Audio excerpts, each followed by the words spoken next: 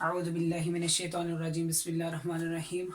सबसे पहले तमाम व्यूअर्स को, देखने वालों को, सुनने वालों को मेरी तरफ से अस्सलामु अलैकुम रहमतुल्लाहि व बरकातुहू।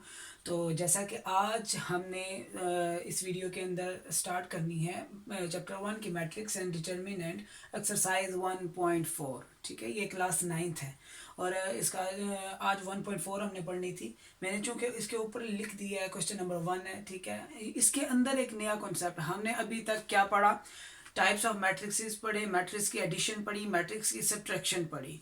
अब हम तीसरा एक ऑपरेशन इसके ऊपर परफॉर्म करेंगे, मल्टीप्लिकेशन ऑफ मैट्रिक्सेस। क्या होगा, अब इस क्वेश्चन सॉल्व करने से पहले मैं कुछ आपको समझाना चाहता हूँ। Multiplication of matrices. अब मल्टीप्लिकेशन ऑफ मैट्रिसेस होता क्या है, अब मल्टीप्लाई करना।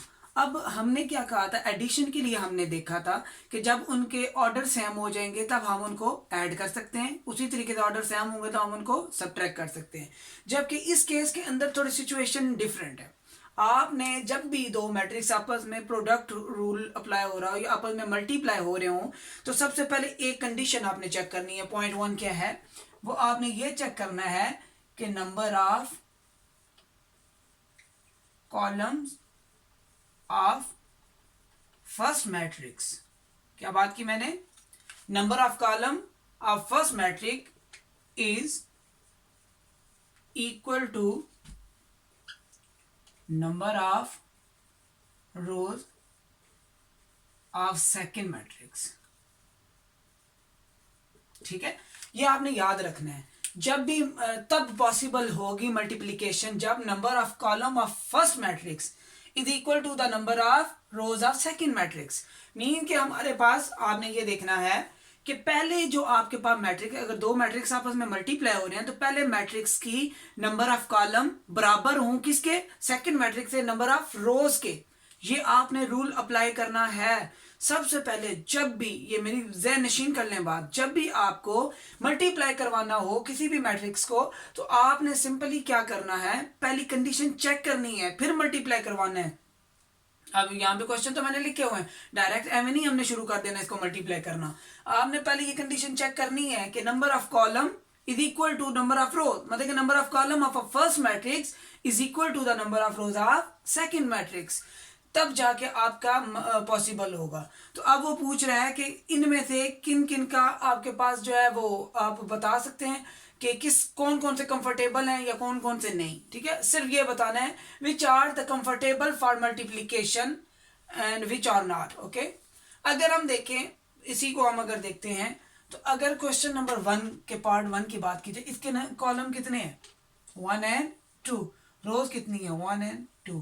तो इसका मतलब नंबर ऑफ कॉलम और नंबर ऑफ रोज आपस में क्या होगी, इक्वल। तो फर्स्ट जो है वो क्या है, कंफर्टेबल। ठीक हो गया, पहला क्या है, कंफर्टेबल। तो इसी तरीके से अगर हम सेकंड की बात करते हैं तो सेकंड वाले के भी कितने कॉलम है, 1 2। रोज चेक करते हैं दूसरे कॉलम की, 1 2। तो इसका मतलब दूसरे मैट्रिक्स की 2 रोज हैं, पहले के 2 कॉलम है, तो यहां से भी मैच कर रहे हैं, ये ओके है, ये भी ओके है। तो इसका मतलब सेकंड भी क्या आपके पास आ गया, कंफर्टेबल। अब बात करते हैं तीसरे की। अब तीसरे की अगर बात की जाए तो यहाँ पे कितने कॉलम है, 1, रोज कितनी है, 2। तो क्या ये number of column is equal to number of rows है, नो। तो ये कंफर्टेबल नहीं है। तो थर्ड वाला क्या है, नॉट कंफर्टेबल। ठीक हो गया। चौथे वाले की बात करते हैं हम, तो अगेन देखते हैं यहाँ पे कितने कॉलम है, 1 2। यहाँ पे रोज कितनी है, 1 2। तो ये भी क्या है, कंफर्टेबल। ये एक्सरसाइज 1.4 का क्वेश्चन नंबर 1 था, जिसमें आपने सिंपल बताया कि क्या इनमें से कौन से कंफर्टेबल हैं कौन से नहीं। इनको अगर उर्दू मीडियम के अंदर देखा जाए, उर्दू मीडियम वाले भी साथ सुन लो, क्या दर्ज झैल ज़रबी हासिल कल्ब मुमकिन है या नहीं। ठीक है, हासिल ज़रबी हासिल कल्ब, जिसे हम मल्टीप्लिकेशन कहते हैं, उर्दू में उसको ज़रबी हासिल कल्ब कहते हैं। तो उसके केस के अंदर आपने बताना है कि पहले कालब के नंबर ऑफ कॉलम बराबर हूं दूसरे कालब के नंबर ऑफ कतारों के। ठीक है, मतलब कतारों के बराबर हूं। मतलब कि पहले कॉलम के जितने भी कॉलम हैं उतने ही उतने ही कतारें होनी चाहिए दूसरे कॉलम के अंदर, तो तब जाके आपका जो है ज़रबी हासिल कॉलम जो है वो मुमकिन है। तो इस केस के अंदर हमने देखा पहले के कॉलम जो है वो दूसरे की कतारों के बराबर थे, तो ये हमारे पास क्या है, हासिल ज़रबी हासिल है। इसी तरीके से इसका भी है, इसका नहीं है, इसका है। ठीक है, ये चार हमारे पास है। अब हम बात करते हैं क्वेश्चन नंबर 2 की।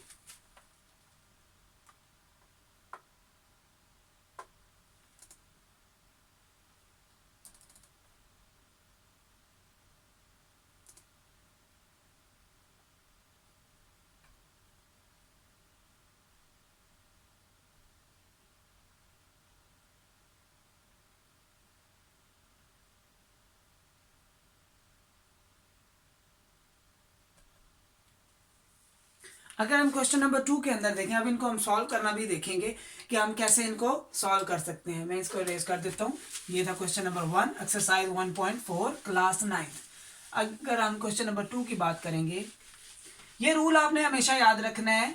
मल्टीप्लीकेशन के दौरान हर हाल में आपने पहले चेक करना है number of column of a first matrix is equal to number of rows of second matrix. अब अगर हम क्वेश्चन नंबर 2 की बात करते हैं,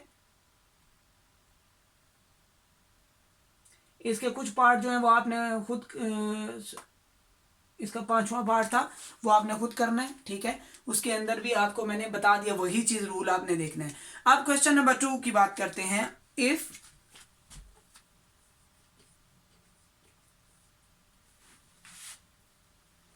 30 minus 1, sorry, a is equal to 30 minus 1 or 2 and b is equal to 6, 5, then find the value of, then find, क्या find करना है हमने जी? सबसे पहला पार्ट वो है ए बी, ठीक है, और दूसरा पार्ट है बी ए इफ पॉसिबल। अगर पॉसिबल है तो बी ए, ठीक है, और ए बी आप फाइंड करें। अब इस केस के अंदर देखें, दो चीजें हैं, दो पार्ट हैं। पहला ए बी, मतलब कि ए बी के साथ मल्टीप्लाई हो रहा है, और दूसरी क्वेश्चन के अंदर बी ए के साथ मल्टीप्लाई हो रहा है। हम चेक कर लेते हैं। सबसे पहले पार्ट 1 की तरफ चलते हैं। वो ये है ए 30 minus 1 2, बी आपके पास है 6 और 5।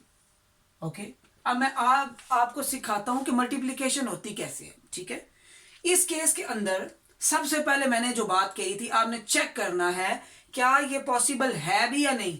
इसके नंबर ऑफ कॉलम कितने हैं? 1 2। इसके नंबर ऑफ रोज कितने हैं? 1 2। पहली बात तो यहाँ पे हमें पता चल गई कि ये आपस में मतलब कि कंफर्टेबल है मल्टीप्लिकेशन के लिए, हम इनको मल्टीप्लाई कर सकते हैं। अब मल्टीप्लाई कैसे करना है? अब मल्टीप्लाई के लिए हम देखते हैं, वो रूल सिर्फ चेक करने के लिए था कॉलम। अब रो पहली की तरफ बात करते हैं। इस पहली रो को कॉलम के साथ मल्टीप्लाई करवाना है, और दरमियान में साइन क्या आएगा? प्लस का। बताता हूं, 6 3 18 प्लस 0 को 5 के साथ 5 0 0, और कोई आगे कॉलम नहीं है तो लिहाजा हमने इसको खत्म कर देना है। अगर कोई दूसरा कॉलम होता तो हम आगे लिखते उसका। ठीक है, अब हम आगे बात करते हैं सेकंड। अब पहली रो खत्म होगी, अब दूसरी रो की बात आ गई तो हम दूसरी रो में आ जाते हैं।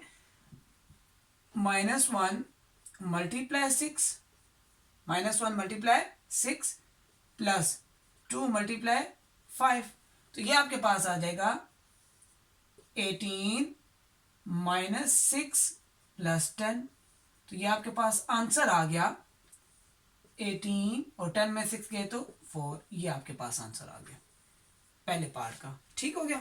अगर हम दूसरे पार्ट की बात करते हैं, दूसरे पार्ट के अंदर वो क्या कह रहा है? बी ए फाइंड करना है। क्या फाइंड करना है? बी ए। चेक करते हैं, बी आपके पास है 6 और 5, ए आपके पास क्या है? 3 0 -1 2। अगेन मल्टीप्लीकेशन करने से पहले आपने चेक करना है कंफर्टेबल है या नहीं। इसके कॉलम कितने हैं? 1। इसकी रोज कितनी है? 2। तो मैंने पहले भी कहा था कि आपने चेक करना है क्या नंबर ऑफ कॉलम इक्वल है नंबर ऑफ रोज के दूसरे मैट्रिक्स के? नहीं, तो लिहाजा आपने यहां पे सिंपल लिख देना B A is not possible. जब आगे पॉसिबल ही नहीं है, कंडीशन ही फॉल्स हो गई है, तो यहाँ पे हम सॉल्व कर ही नहीं सकते। ठीक है, ये था क्वेश्चन नंबर 2। इसी तरीके से हम क्वेश्चन नंबर 3 की तरफ मूव करते हैं। आप ये एक्सरसाइज 1.4 का क्वेश्चन नंबर 2। अगर किसी बच्चे को समझ नहीं आया तो वो कमेंट में मुझसे पूछ सकता है, मैं उसको बता रहा हूँ। और आप लोग के लिए एक और चीज भी मैं बताना चाहता हूँ कि मैं एक व्हाट्सएप का ग्रुप बना रहा हूँ। जिस चीज बच्चे ने मुझसे पढ़ना है, जैसे भी है, वो अपना नंबर मेरी तरफ फॉरवर्ड करे। मैं 9th 10th first year second year की ऑनलाइन क्लास लूंगा जूम के ऊपर, या जो भी हमारे पास पॉसिबल प्लेटफॉर्म होगा उसके ऊपर। और ऑनलाइन आप मुझसे क्वेश्चन आंसर कर सकते हैं, उसके मैं ऑनलाइन आपको फ्री ऑफ कॉस्ट पढ़ाऊंगा, कोई इसमें चार्जेस नहीं होंगे। आप लोगों ने ये ख्याल रखना है। ठीक है, तो अभी हम आगे मूव करते हैं क्वेश्चन नंबर 3 की तरफ। Exercise 1.4 question number 3। Question number 3 में वो कह रहे हैं कि जस्ट आपने मल्टीप्लाई करना है आपने मैट्रिसेस को। क्वेश्चन नंबर 3 का पार्ट 1 है -3 0 4 और 0। अब इस केस के अंदर सिंपल, आपको पता है 2 कॉलम है 2 रोज है। आपने चेक करना है पहले कितने कॉलम है, 1 2, रोज कितने 1 2। सिंपल आपने मल्टीप्लाई करवा देना है। आंसर क्या आएगा, -3 मल्टीप्लाई 4 प्लस 0 0। कोई और चीज नहीं है, तो लिहाजा -12 प्लस 0। अच्छा, तो ये आपके पास आंसर क्या आ गया, -12। इसी तरीके से सेकंड पार्ट है, बहुत ही आसान है। सेम इसी तरीके से थर्ड पार्ट भी आसान है। सॉरी, मैंने थर्ड कर दिया है। फर्स्ट सेकंड भी आसान है, फोर्थ भी बिल्कुल सेम है। फिफ्थ की तरफ मूव करते हैं। ये थर्ड पार्ट है, फिफ्थ की तरफ मूव करते हैं। फिफ्थ के अंदर वो कह रहा है 1 2 -3 0 6 -1 मल्टीप्लाई 4 5 0 -4। ओके, इस केस के अंदर अब बच्चे घबराना नहीं किसी ने भी कि क्वेश्चन अजीब अजीब से। आगे आगे देखें, आपको मेन एक ही कॉन्सेप्ट आपने ध्यान में रखना है कि आपने पहली चीज देखनी, क्या नंबर ऑफ कॉलम दूसरे के नंबर ऑफ रोज के इक्वल है। नंबर ऑफ कॉलम 1 2, इसकी रोज कितनी है 1 2, तो इसका मतलब पहली तो कंडीशन मीट कर रही है। हम इनको मल्टीप्लाई करवा सकते हैं, करवा लेते हैं इनको मल्टीप्लाई। तो वो क्या होगा, 1 को 4 से 1 मल्टीप्लाई 4 प्लस 2 को 0 से। ओके, अब ये भी मैं मिटा देता हूँ ताकि आप कंफ्यूज ना हो। वो पहली कंडीशन चेक करने के लिए था, simple.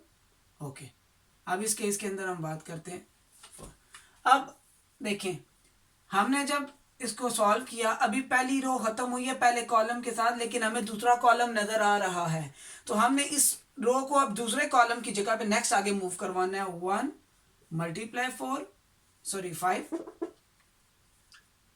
Plus 2 multiply -4।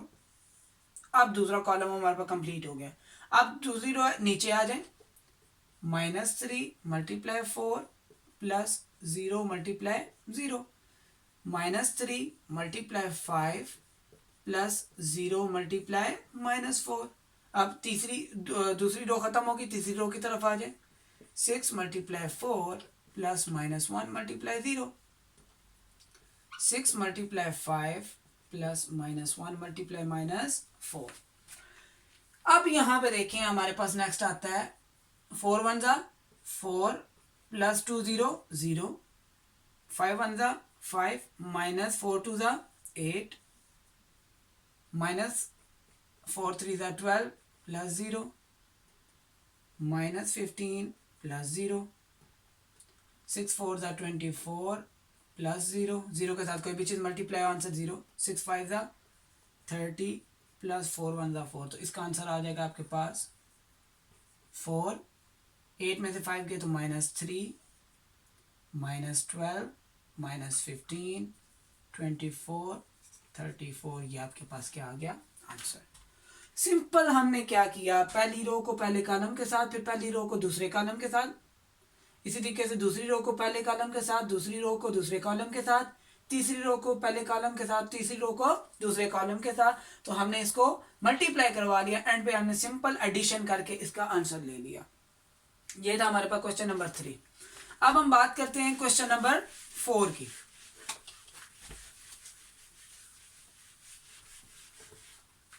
Okay, question number 4 simple वही है, मल्टीप्लीकेशन आपने बतानी है।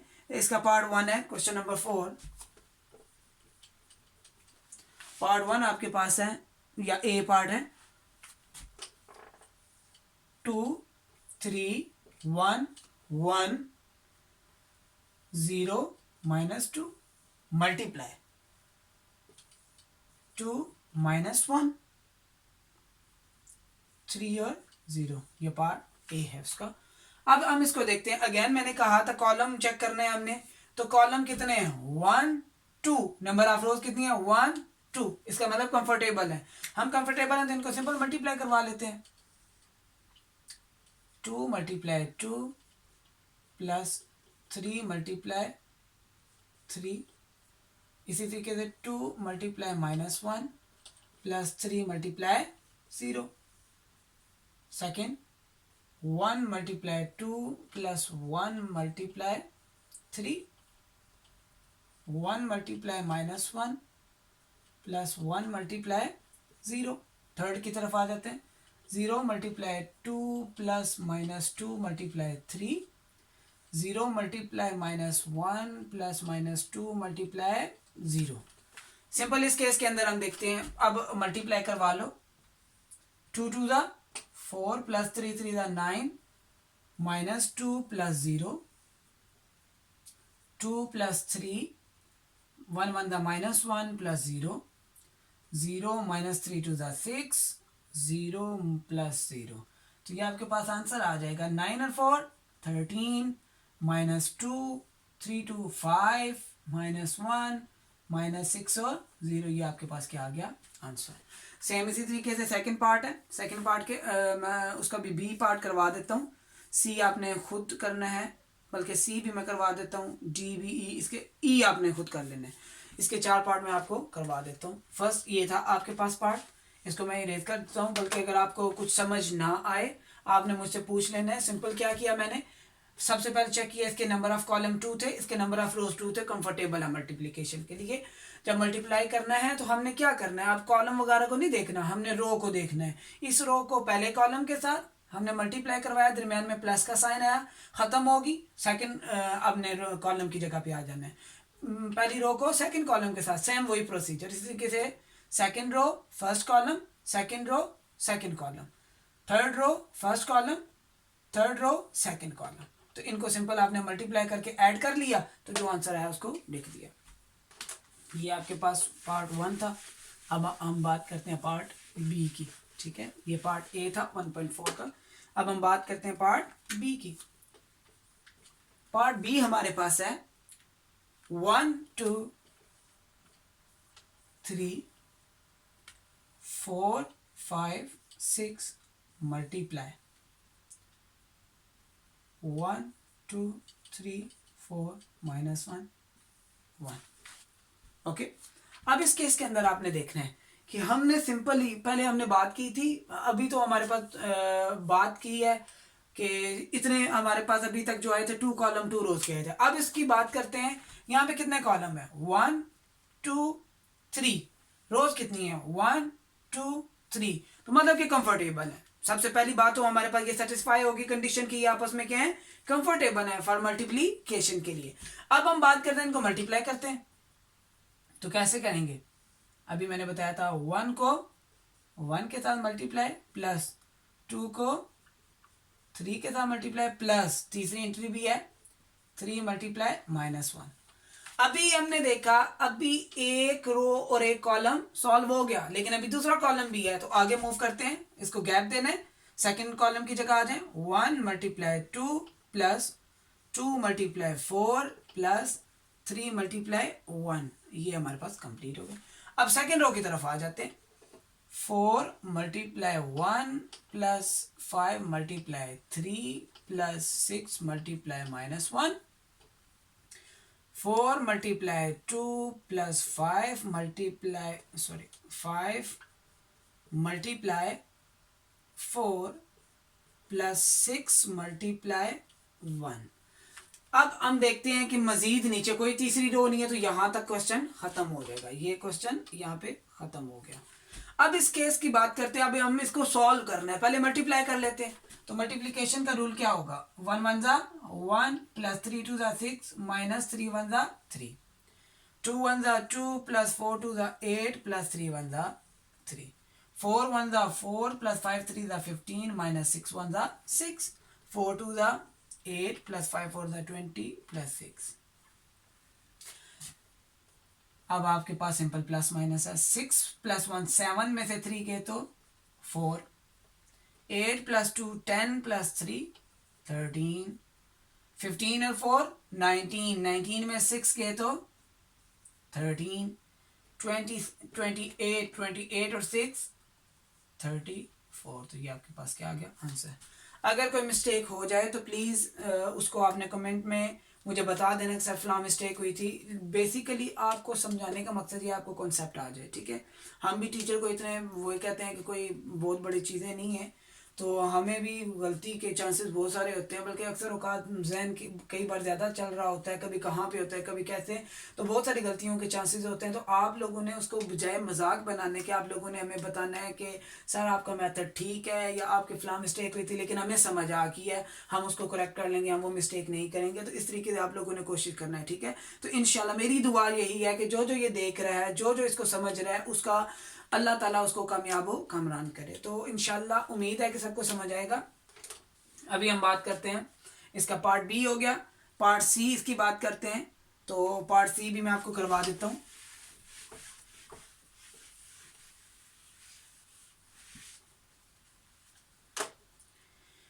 पार्ट सी हमारे पास है,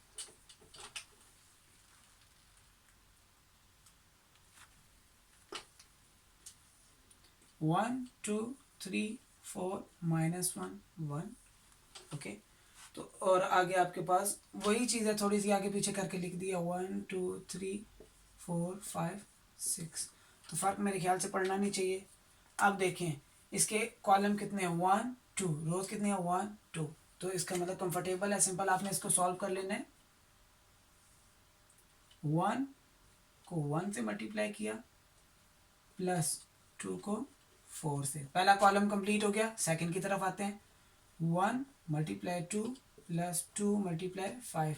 अभी तीसरा कॉलम रहता है, तो फिर आगे तीसरे की तरफ मूव करेंगे, 1 multiply 3 plus 2 multiply 6 as it is. आपने सेकंड रो की तरफ बात करनी है, 3 multiply 1 plus 4 multiply 4, 3 multiply 2 plus 4 multiply 5, 3 multiply 3 plus 4 multiply 6। अभी अगर देखा जाए तो ये दो रोज हुई हैं, जबकि तीसरी रो भी मौजूद है।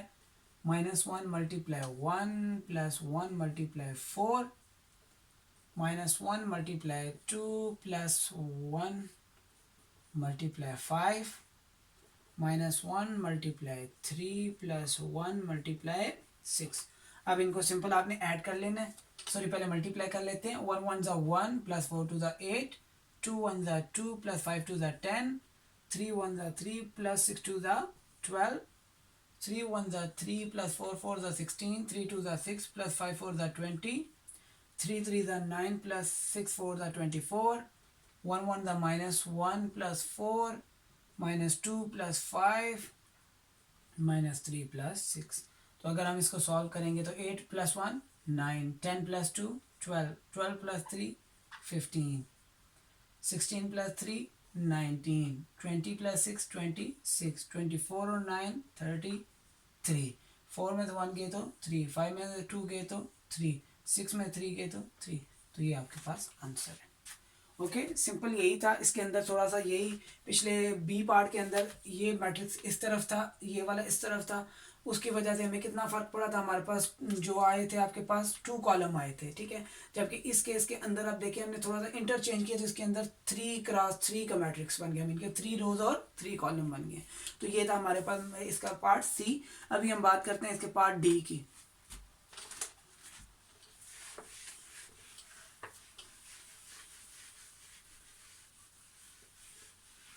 Question number 4 part D.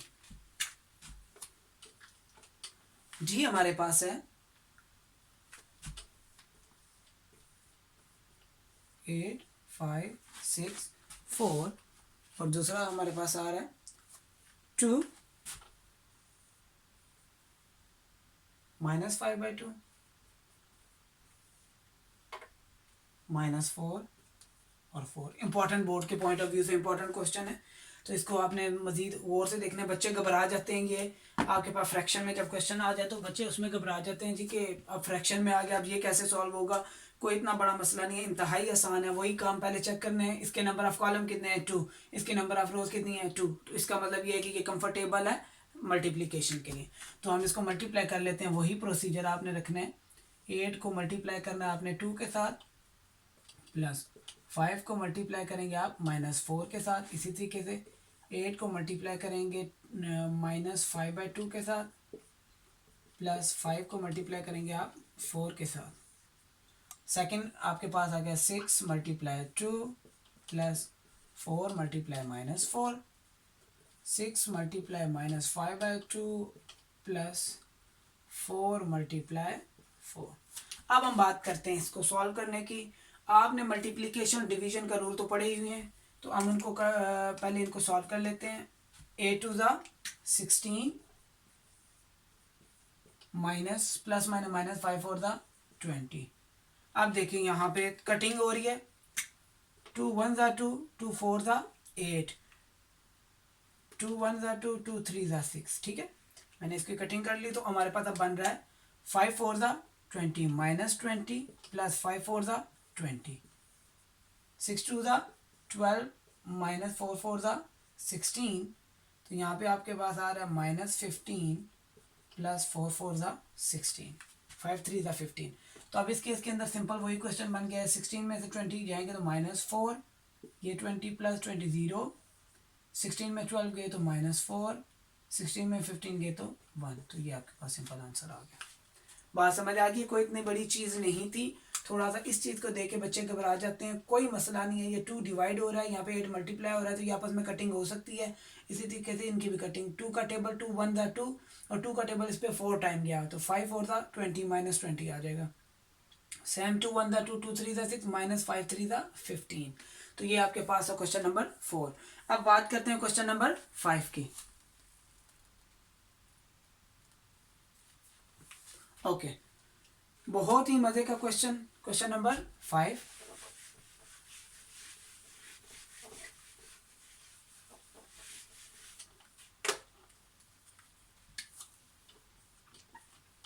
Question number 5 के अंदर वो कह रहा है if A is equal to -1 3 2 0, B is equal to 1 2 -3 -5 and C is equal to 2 1 1 3। ये आपके पास आ गया 2 1 1 3। ओके, तो आपने फाइंड क्या करनी है, मतलब कि आपने वेरीफाई करवाना है। पहला क्या है, A B is equal to B A. अब इस केस के अंदर मैंने पहले बात कही थी कि जब भी आप वेरीफाई करवाते हैं तो आप left hand side is equal to right hand side करते हैं। अगर हम सॉल्व करते हैं इसको तो लेफ्ट हैंड साइड आपके पास आ जाएगी ए बी, मीन के ए बी मल्टीप्लाई हो रहा है। ए आपके पास है -1 3 2 0 मल्टीप्लाई, बी आपके पास है 1 2 -3 -5। कॉलम 2 है, रो भी 2 है, तो इसका मतलब ये कंफर्टेबल है। मल्टीप्लाई करवा लेते हैं, -1 1 प्लस 3 -3 -1 2 प्लस 3 -5, 2 1 2 प्लस 0 -3, 2 को 2 से मल्टीप्लाई करेंगे प्लस 0 को मल्टीप्लाई करवाएंगे -5 के साथ। तो ये आपके पास आंसर आ जाएगा -1 -9 -2 -15 2 प्लस 0 और यहाँ पे आ जाएगा 4 प्लस 0। तो ये आपके पास आंसर आ रहा है -10 -17 2 4, ये आपके पास आंसर आया। ये थी लेफ्ट हैंड साइड। अब राइट हैंड साइड की बात करते हैं। राइट हैंड साइड की अगर हम बात करें तो मुझे इसको इरेज करना पड़ेगा, लेकिन फिर भी यहाँ तक अगर आपको समझ आ गया तो मैं आंसर लिखा रहने देता हूँ इसका, और बाकी इसको मैं रिमूव करके दोबारा सॉल्व करूँगा राइट हैंड साइड को। तो अगर मैं राइट हैंड साइड की बात करूँ,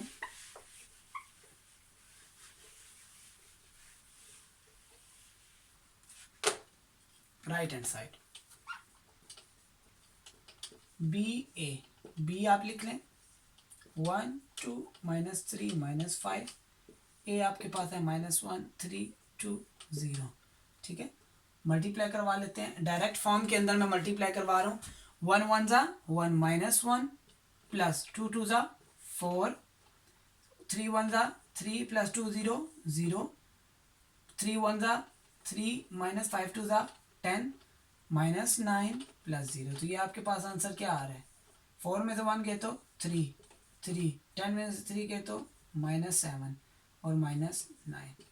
क्या left hand side is equal, ये लेफ्ट हैंड साइड थी और ये थी राइट हैंड साइड, क्या left hand side is equal to right hand side आया? नहीं। तो इस केस के अंदर आपने एक बात याद रखनी है, ये जो होती है ना हमारे पास property A B is equal to B A, ये होती है commutative property with respect to multiplication, और commutative property with respect to addition होती है A plus B is equal to B plus A. अगर आप प्रॉपर्टीज आप देखें तो वहां पे आपको नजर आ जाएंगी, A B into B A commutative property with respect to multiplication matrices के केस के अंदर होल्ड ही नहीं करती, तो लिहाजा ये किसी कीमत पे इक्वल नहीं आएंगे, ठीक है। इस केस के अंदर ठीक है होल्ड करती है, A plus B equal to B plus A equal होते हैं, जबकि A into B not equal to B into A, अगर जब आपके पास ये आ जाए तो तब ये आप वेरीफाई कर सकते हो। अभी तो उसने कहा ना वेरीफाई करवाओ A B equal to B A, तो आपने बताना है कम्यूटेटिव प्रॉपर्टी, क्या बताना है? Commutative property with respect to multiplication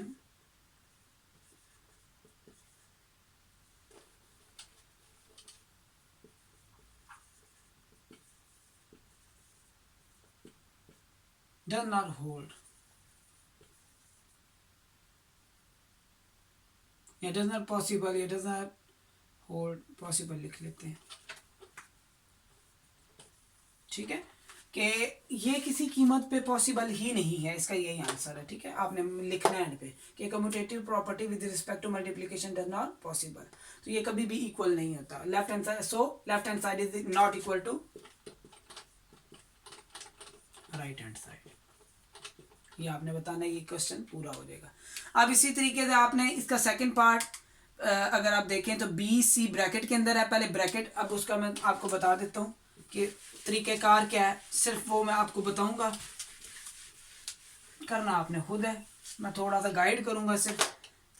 हमारे पास है A into B C is equal to A B into C, ये पार्ट 2 है, ठीक है, और पार्ट इसका 3 जो है वो ए इंटू बी माइनस सी,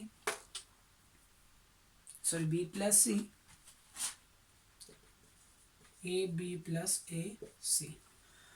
इस केस के अंदर देखें, अगर हम सेकंड पार्ट की तरफ गौर करते हैं, ये है हमारे पास थर्ड पार्ट, तो हमें पहले 3 मैट्रिक्स तो गिवन है, यहाँ पे 3 वैल्यू नजर आ रही है, यहाँ पे भी 3, तो सबसे पहले ब्रैकेट के अंदर आपके पास क्या है? बी सी, आपने पहले क्या सॉल्व करना है?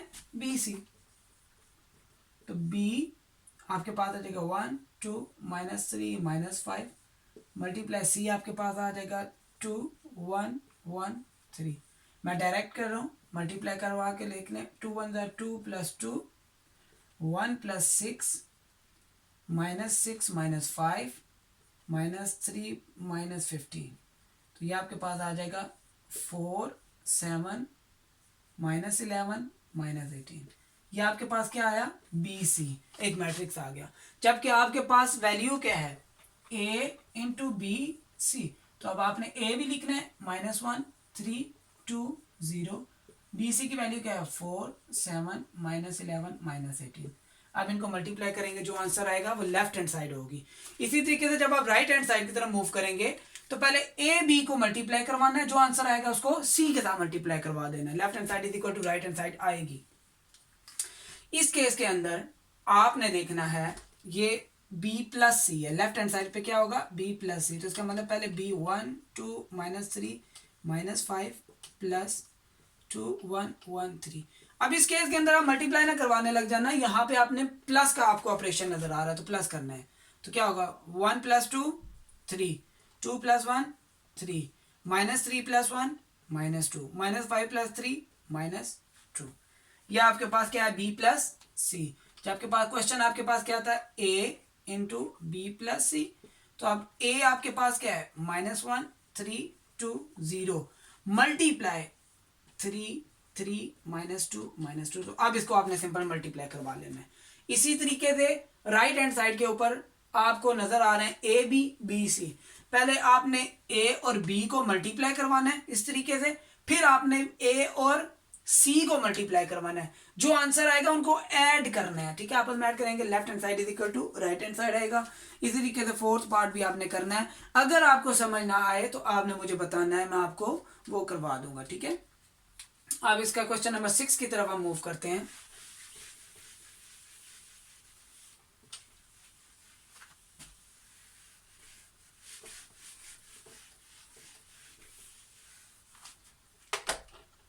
Question number 6।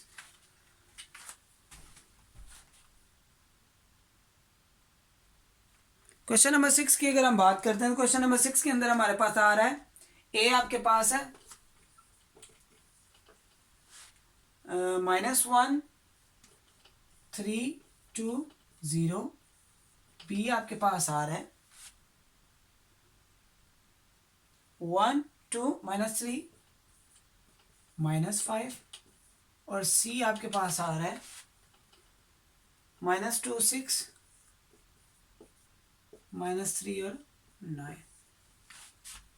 3 -9 सॉरी। ओके, अब इस केस के अंदर अगर हम देखते हैं, सिंपल आपसे क्वेश्चन पार्ट 1 पूछा गया है ए बी का whole transpose is equal to B का ट्रांसपोज ए का ट्रांसपोज, पार्ट 1। इसी तरीके से पार्ट 2 है बी सी का ट्रांसपोज इज इक्वल टू सी का ट्रांसपोज और बी का ट्रांसपोज। मैं एक क्वेश्चन आपको अगर सॉल्व कर दूं तो दूसरा पार्ट आपके पास इजी हो जाएगा। अगर किसी बच्चे को समझ नहीं आता तो वो मुझसे कमेंट के अंदर राब्ता कर सकता है, मैं उसको मजीद समझा दूंगा। इस केस के अंदर सिंपल आपने क्या करना है, सबसे पहले लेफ्ट हैंड साइड ले लें, तो वो क्या होगा ए बी का ट्रांसपोज। मीन के सबसे पहले क्या हो रहा है ए -1 3 2 0 मल्टीप्लाई 1 2 -3 -5 का होल क्या है, ये ट्रांसपोज है। मल्टीप्लाई करवा लेते हैं, -1 -9 -2 -15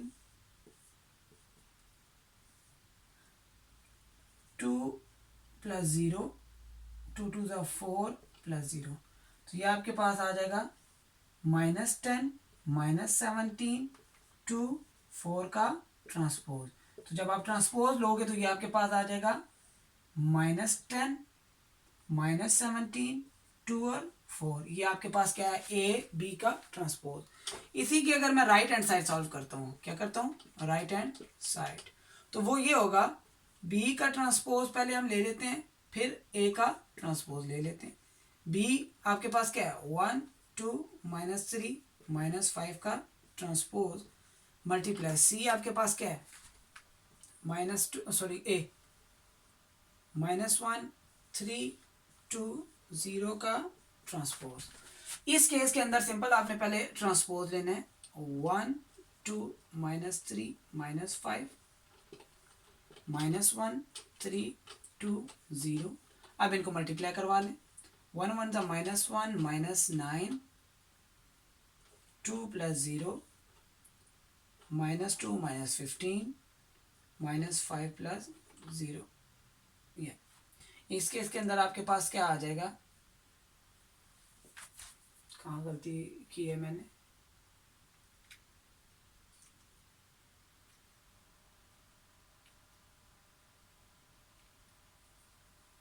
पहला आपके पास है बी आपके पास है 1 2 -3 -5, वहाँ पे बी मैंने क्या लिखा था 1 2 -3 -5, तो यहाँ पे अगर 2 2 4 0 आ रहा है। चलिए मैं इसको चेक कर लेता हूँ। इस केस के अंदर -10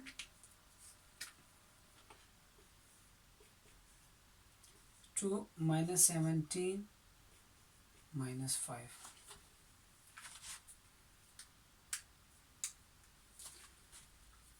इसका अगर हमने ट्रांसपोज लिया -1320, इसका ट्रांसपोज लिया 1 2 -3 -5, तो इसका मतलब ये है हाँ कि 1 1 द -1 3 3 द -9 2 1 द 2 0 -2 -15, और यहाँ पे सॉरी ये चीज़ हमारे पास आएगी 2 2 द 4 +0, तो ये आपके पास क्या आ जाएगा 2 2 4।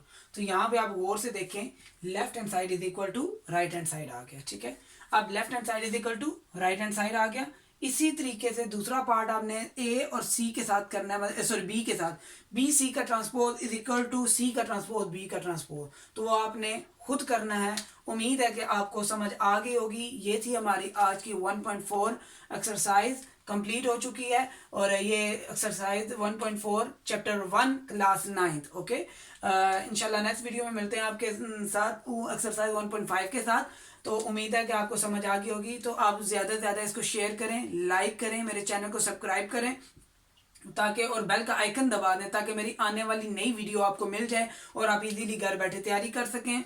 और अगर आप चाहते हैं कि और मज़ीद तरीके से बेहतर एक एक क्वेश्चन करवाया जाए, उस केस के लिए मैं एक ऑनलाइन क्लास शुरू कर रहा हूँ। ठीक है, जो कि फ्री ऑफ कॉस्ट होगी। उसके ऊपर आपने मुझे अपना व्हाट्सएप नंबर लाजमी कमेंट कर दें ताकि मैं उसके ऊपर आपका व्हाट्सएप ग्रुप बना लूँ और मैं एक टाइम मुकर्रर कर लूँ कि फ़लाँ टाइम के ऊपर इसी तरीके से 9th 10th first year second year चारों क्लासेस होंगी। टाइम डिफरेंस होंगे, पिंडी बोर्ड हो फेडरल बोर्ड हो, दोनों बोर्ड आ सकते हैं, उनके ऊपर क्वेश्चन होंगे। जो क्वेश्चन आंसर आप करना चाहते हैं कर सकते हैं। पूरी बुक की इंशाल्लाह इसी तरीके से चैप्टर वाइज तैयारी करवाऊंगा, और क्रैश प्रोग्राम भी होगा, इंपॉर्टेंट टॉपिक्स भी होंगे। आपको इंशाल्लाह बहुत फ़ायदा होगा। अगली वीडियो के लिए तब तक अपने टीचर मोहम्मद वकार खालिद को इजाज़त दीजिए। अल्लाह हाफिज़।